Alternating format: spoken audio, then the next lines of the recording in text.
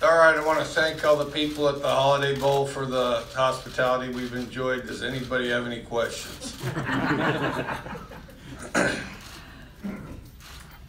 Coach, there's been pictures on the internet, excuse me, right here in front, I apologize, of your quarterback. It appears to be in a cast. Can you speak about his condition for the game, please? He's doing great. You can use your imagination all you want with the cast. He has had something on his hand all year. Hence we gave him the nickname the Kingslayer. But beyond that, you're on your own. Anybody else? Mike, when you look at Brian Lewerke, I mean, people talk about Luke a lot, but Brian's obviously a quarterback from Michigan State that's had some success. What do you see in him that he brings into this game?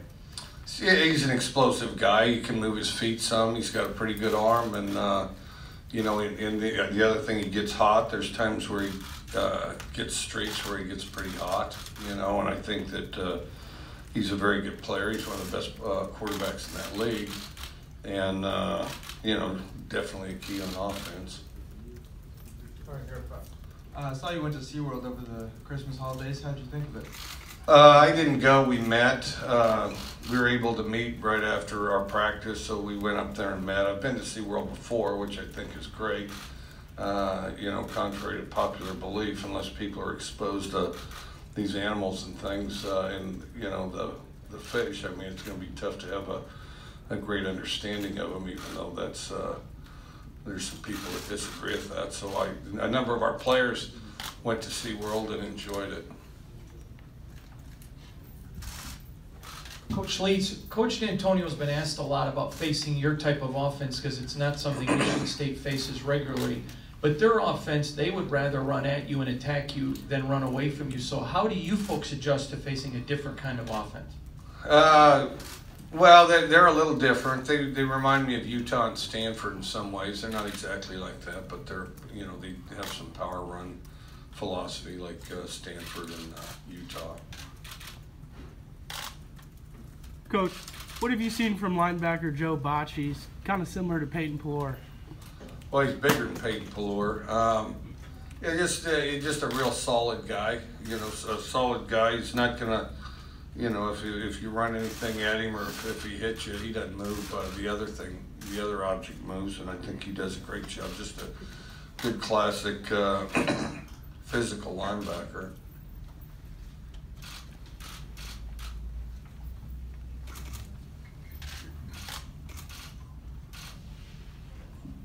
Coach, I have one football question, one non-football question. Have you gotten a sense that your team is motivated at all based on their showing here last year and the fact that the game didn't go obviously the way you guys would have liked, and now being back here in the same bowl game? Well, I think they're always motivated, but they're two separate games, two separate teams, so I really don't think that has anything to do with it. And then the non-football question, you had the Players Tribune piece today. I was wondering how often you think about Bilbo Baggins, your pet raccoon from your childhood days, and if you would ever consider having a pet raccoon again. Yeah, I don't remember when I did that article, but yeah, I did have a pet raccoon. I would like to have a pet raccoon again. It's tough if you travel. They're quite a bit more maintenance free than you would think. They do like shiny objects. Yeah, I kind of would like to have a pet raccoon again, but you know, bouncing around the country makes it tough.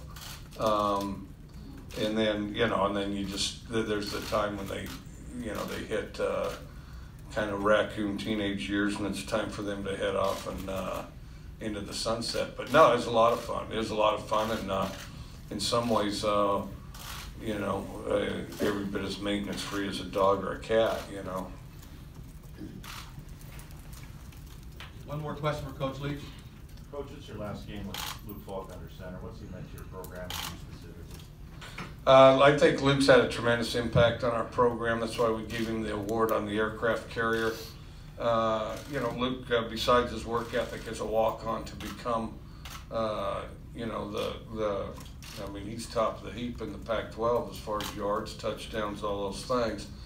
And, you know, I think that it started with his incredible work ethic to become a starting quarterback at our place. And then I think as that happened, then a lot of just sort of the standard of how hard you work, how you treat an off season, how you treat practices, I think rubbed off on a lot of our other players that we had to play early. We had a lot of guys that had to play as freshmen, and you know, in that class, because we were a very thin group. And I think he kind of led the charge on that, and has been very instrumental to our team in a lot of ways. A lot of them intangible, but they were very important for building a program. And one last question, okay. Coach, the Michigan State corners are very physical and very big. What stands out when you look at them on film, please? You pretty well covered it. Yeah. I mean, they move around good, and they're good corners. All right, thank you. Okay, next up, Coach Mark D'Antonio, Michigan.